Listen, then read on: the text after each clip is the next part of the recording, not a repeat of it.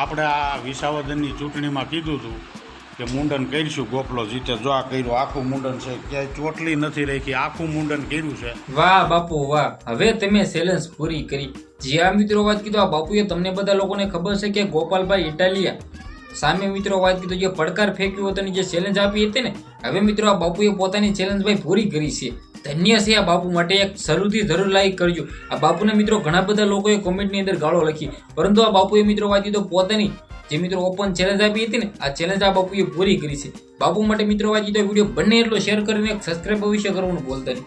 કારણ કે ભાઈઓ તમને બધા લોકોને ખબર છે કે જે બાપુએ મિત્રો ખુલ્લેઆમ ગોપાલભાઈ ઇટાલિયાને ચેલેન્જ આપી હતી, આ ચેલેન્જની અંદર તે બાપુએ મિત્રો વાત કીધું પોતે ભાઈ ચેલેન્જ ભાઈ આજે પૂરી કરી નાખી હતી. તે બાપુ ખુલ્લેઆમ મિત્રો વાત કીધું એવું કહ્યું છે કે આ મારે ચેલેન્જ ભાઈ એમ કીધું જયારે ગોપાલભાઈ હાર્યા હતા ને ત્યારે જ પૂરી કરવાની હતી, પરંતુ વચ્ચે ભાઈ મંગળવાર નડી ગયો, મંગળવારે વાળ ન કપાય તે માટે મેં મારા મુંડન ન કરાવ્યું. અને મિત્રો ફાઇનલી ભાઈ આજે તેમનો વિડીયો સોશિયલ મીડિયાની અંદર આવ્યો છે અને તે બાપુએ ખુલ્લેઆમ કહી દીધું છે કે મારી આ ચેલેન્જ પૂરી. અને ગોપાલભાઈ ઇટાલિયા માટે મિત્રો વાત ત્યાં સુધી એવું કહી દીધું છે. બાપુની બીજી ચેલેન્જ પણ આવી ગઈ છે. બાપુએ બીજી પણ ચેલેન્જ આપી છે કે વિસાવદનની અંદર જ્યાં સુધી ભાજપ ન જીતે ત્યાં સુધી હું મુંડન કરાવતો રહીશ.